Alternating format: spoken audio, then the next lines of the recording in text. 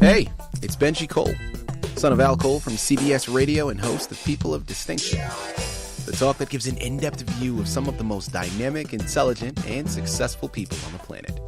Run to our website, peopleofdistinction.org for more info, or you can always email me directly at benji@alcoleenterprises.com.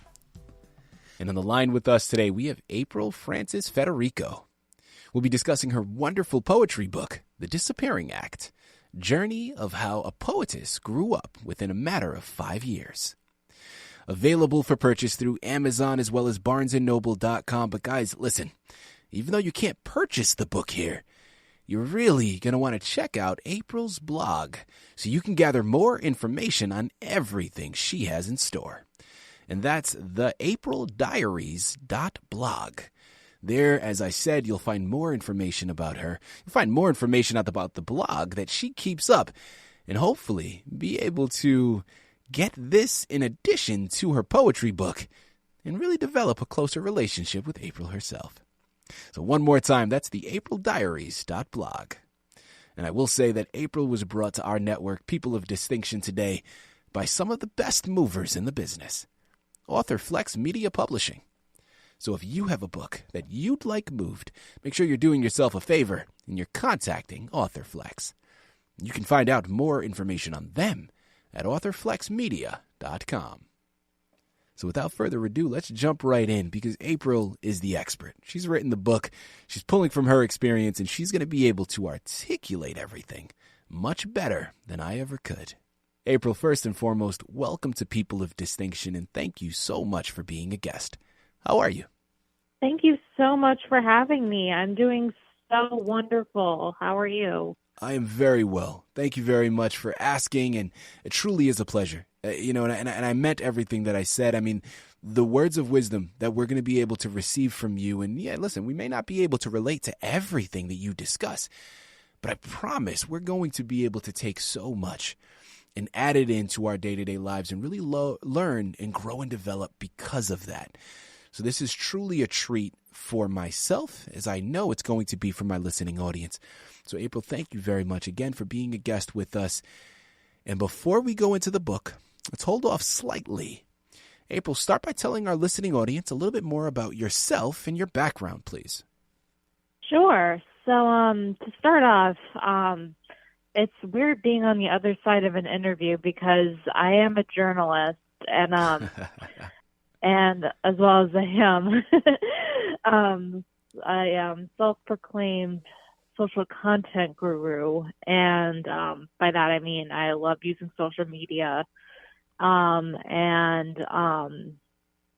I'm also an editor, but now my official title is content strategist, author, and content creator. That's a long title. All right, let's start there first and foremost. Yeah. Well, listen, I completely understand. It's a different experience, right? When the tables are turned, because I've been doing this now for years and thousands of people that I've interviewed, and whenever I have a situation, I mean, it's been years since I've been on the opposite side of things, but I remember years ago and being on the opposite side, when I was maybe applying for jobs or whatever the case may be, and I prefer being in control of the interview and not being on the opposite side of things, receiving the questions. So I can adhere to what you're saying. It is a different experience, and we're going to try to make it as pleasurable as possible because today is all about you, April. We're celebrating the work that you've comprised and put forth, and we're really looking forward to this book of poetry. So, April, thank you for sharing that. Nothing but continued success for you in all of your endeavors. And without further ado, The Disappearing Act. Tell us a little bit more about your book.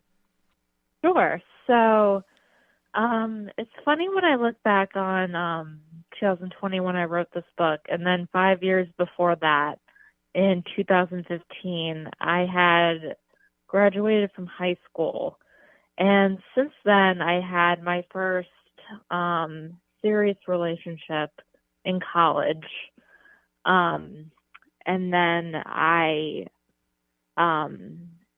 made a lot of new friends along the way, been through one major after another. And I should probably start off by saying that I went into college wanting to be an oncology doctor, so a cancer doctor, Mm-hmm. because my dad had cancer and I was volunteering at Tufts Medical Center. And I should also say that I was born and raised in Massachusetts. Um, so, yeah, and I live in Rhode Island now. So, big switch, but love it here in Rhode Island. Anyway, finally, I chose the English and creative writing route, and I had made the bold decision to transfer colleges because I was so desperate to start a new life for myself. And now that it's 2022 and I'm looking back on the year 2017, that's the year I was hospitalized with PTSD. And Wow. it was that period of time where I was just so uncertain of where I was going to go from there. But I knew that it didn't define me. And it's almost in divine timing because last month on Valentine's Day, I was hospitalized with diabetic ketoacidosis. And that was when I found out I am indeed diabetic. So Wow. you could say my whole life is a journey at that. Yeah, of course. So it's really just a continuing journey from, 2015. April, so many things to unpack there. I mean, the first thing that absolutely resonates with me, as I'm sure it does with all my listening audience and everybody that picks up your book. Listen, our journey is filled with hills and valleys, right? And I know when you're initially growing up, because I remember, and it seems like an eternity ago that I was in high school and, I was a teenager. It was, oh my goodness, time flies. But, I remember everything when I was younger. Life was so much easier. And of course, I had my own obstacles that I was going through, but nothing in comparison to when I became an adult. And especially since moving to Southern California.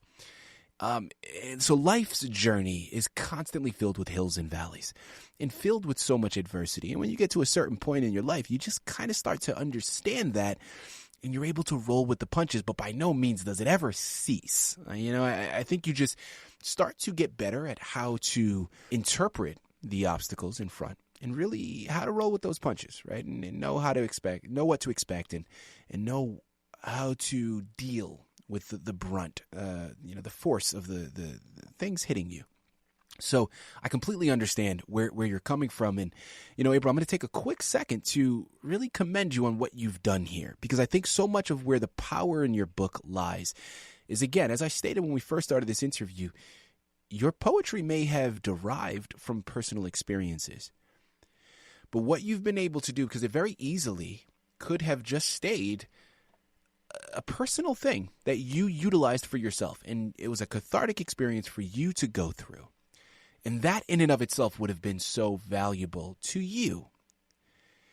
But you didn't stop there, right? You took it a step further and you put the book out for the public. Now, there's a question that I'm going to follow up with, but first and foremost, when I talk about you needing to be commended, we know that sometimes, again, in those hills and valleys, it is difficult enough for us to look into the mirror and acknowledge certain things about ourselves that we may not necessarily like, or we may not necessarily be proud of or happy with. But for you to take it a step further and turn that mirror into a window of sorts for other people to view inside and really see you at such vulnerable moments, I think is so commendable, because the courage that it requires for you to do that is something that I don't know if I could do. And I'm an actor and a filmmaker based here in Los Angeles. That's what brought me out, and that's my main thing. But, it's easy to put on a disguise for someone else. It's not so easy when you're showcasing yourself to the world. And I really think that's so commendable. And the question that I want to follow up with is inspiration. I mean, April, what inspired you to embark upon that journey and put this out for the public? It was really a matter of the power that I had in my voice. That I rediscovered after I got out of this relationship that I was in college.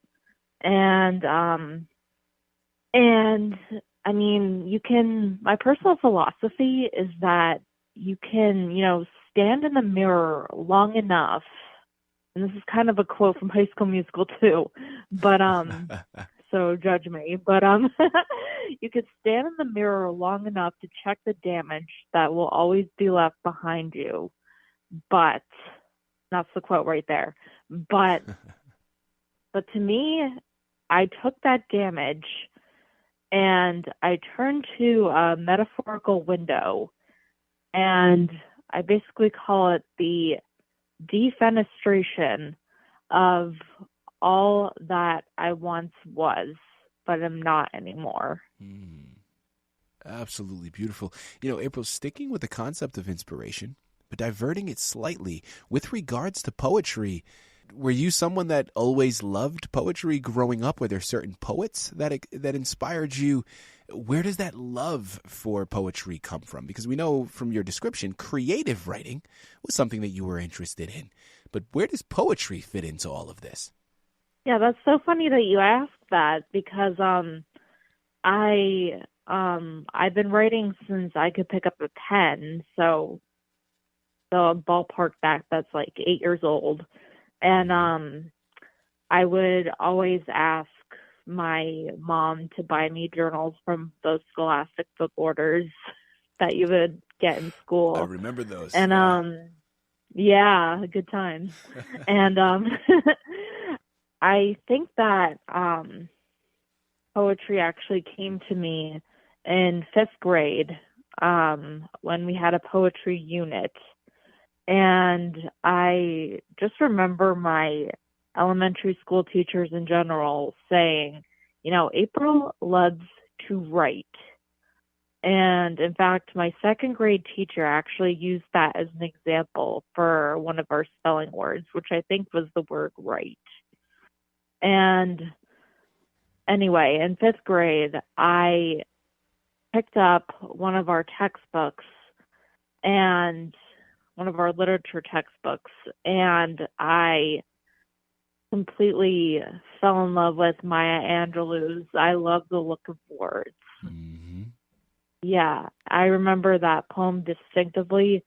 I mean, I couldn't recite it even if you held a gun up to my head, but I just remember that poem and thinking, I have to read more Maya Angelou. I need to know more about her.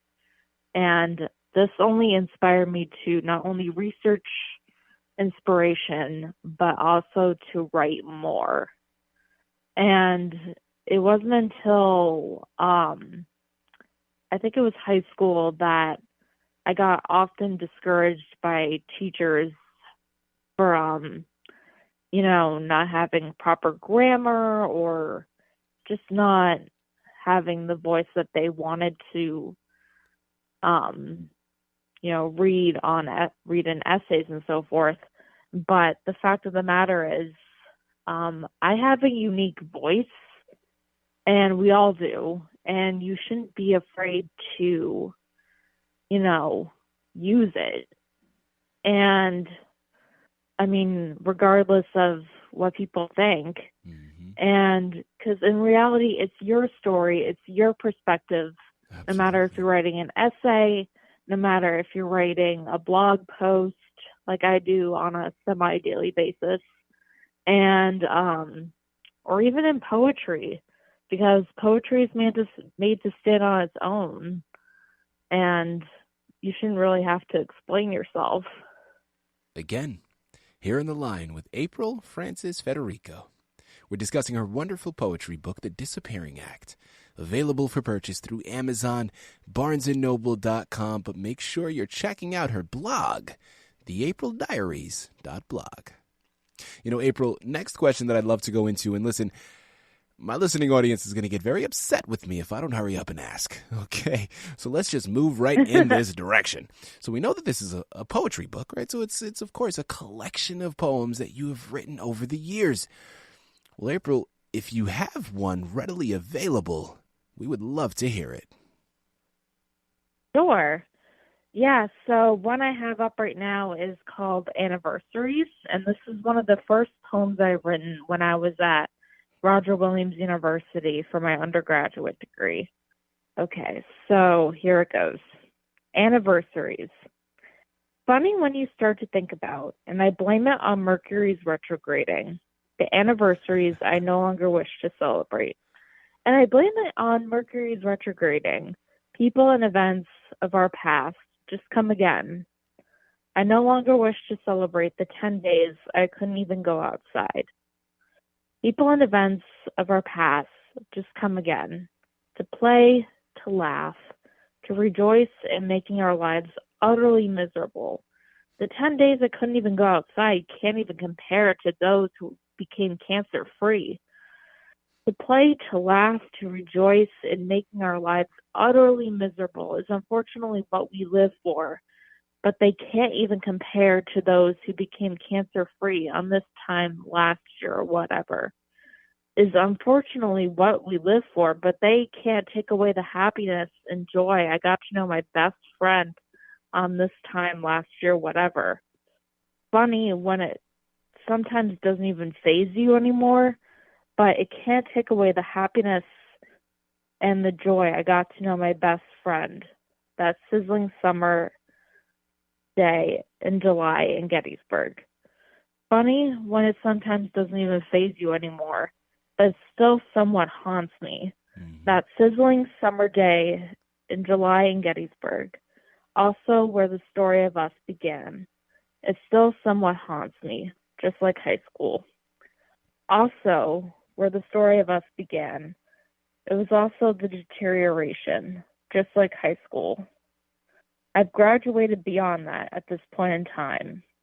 Was also the deterioration the beginning of the crumbling of my sanity? I've graduated beyond that at this point in time, as the anniversaries of everything come and go once a year. First and foremost, a beautiful poem. Hey, I love the fact Thank that you you. started it off. You're welcome. You're very welcome. I love the fact that you started off with a bit of a humorous tone with Mercury in retrograde, right? Which, guys, can we just stop for a second and acknowledge I still don't fully understand what that means, but so many people have given me varying degrees and varying explanations for it. I just know that apparently, Mercury in retrograde messes with people's emotions and feelings and something like that. But I love the fact that you went there because, again, so many people know about it, but at least in circles that I'm in, nobody's ever been able to officially articulate it. So it's really kind of humorous that you started there and use that as a blaming tool, right?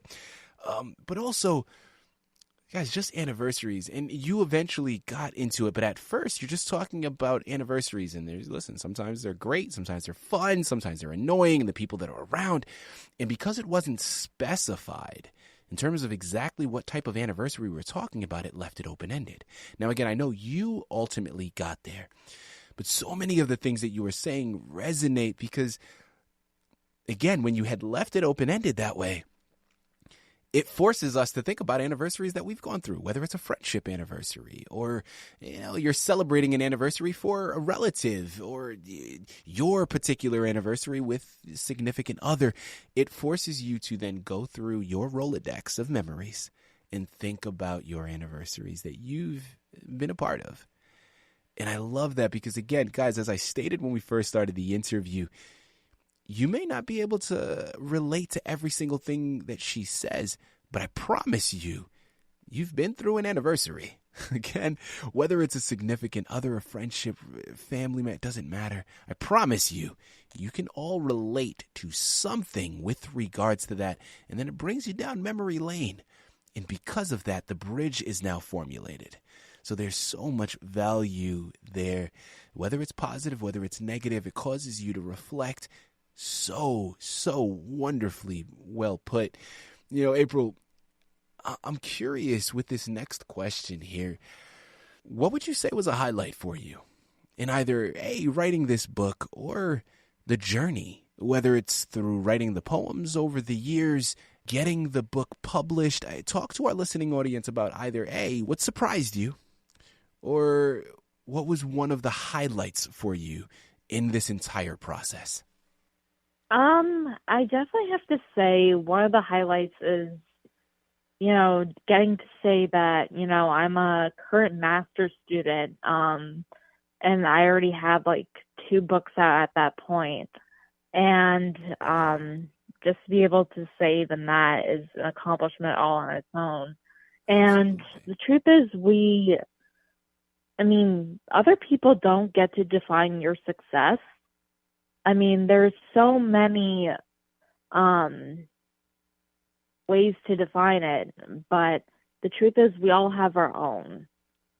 And that's often come up in like therapy sessions and, issues when I feel like comparing myself to other people and their success. But really, it's just the fact that, I get to say that I'm a published author. And that's something I was willing to say since I was at least 8 years old, when my goal was to publish a book. I told you, this interview is filled with wisdom, right? You get to define what your interpretation of success is. And I think when you figure that out, that it's not about measuring yourself to other people, it's such a liberating experience. Now, I do think that comes with age and that comes with experience, because that in and of itself is something that can easily resonate, because I know that I've been there. And I remember being in my teens and I remember being in my 20s and comparing myself constantly to those around me, either in my circle or in my career field at the time. And it wasn't until, I got to my mid-30s that it really was like, oh, yeah, I don't have to compare myself to other people. I don't want to compare myself to other people. And I don't care about what other people are doing, because what I am embarking upon, the journey that I am taking, is successful in my definition of what success means for me. And I think that is such a wonderful piece of advice there. Guys, a gift that just keeps on giving. Okay. Listen, I could sit here and I could talk to April for hours. A, I'm just that engulfed in what we're talking about. But B, the book that she's written has that much to offer. Now, for the sake of this interview, for the sake of my listening audience, I'm not going to do that to y'all. I'm going to go ahead and we're going to start to tie this down, because you guys know what you have to do. I mentioned it before. I'll say it again. Amazon and Barnes & Noble are the places you have to go. I truly mean it. You have to purchase the book yourself, because that's the only way to gather all of the information to truly embark upon the journey that she has set forth. But as we close out, April, I can think of no better way to close out a wonderful interview as this than with another one of your poems. So if you have a second one readily available, Sure. myself, my listening audience, we are all ears. Of course. Oh my goodness. How about this one? There's no the end for this princess. April, you need a hobby other than writing. April, that dress doesn't look good on you. Belittling. That's all society ever does. I am a Cinderella belaboring upon my own sanity, trying to figure out what I'm doing with my free time other than beat myself up. But does anyone ever really know who they are? For years now, I have been writing, trying to find the words that gallantly describe my life story, wondering who will willingly hear and read my words and say, I can relate. I am not dreaming of being a trophy wife. I just want to make kilograms worth of dollars and to be that artist, not some lame stay-at-home mom.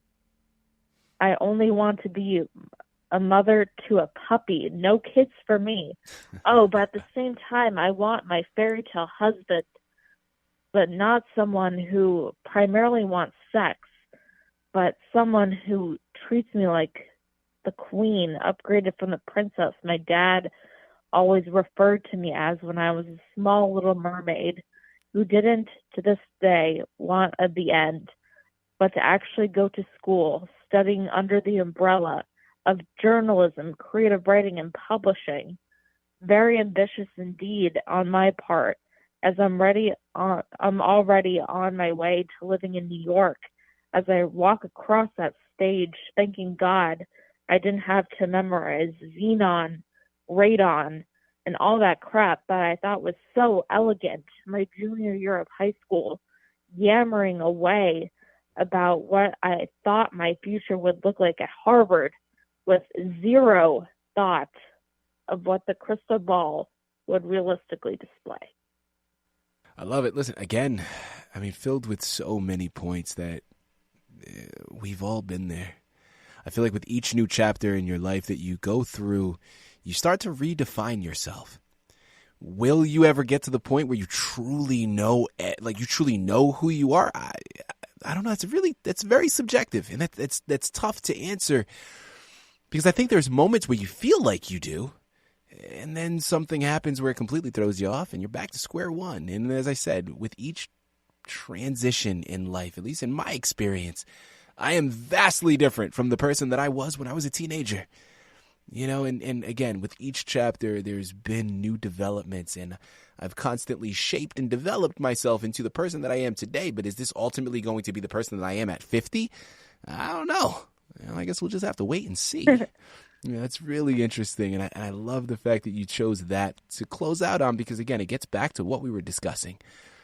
Listen, society is going to put pressure on you. Society is going to try to put titles on you.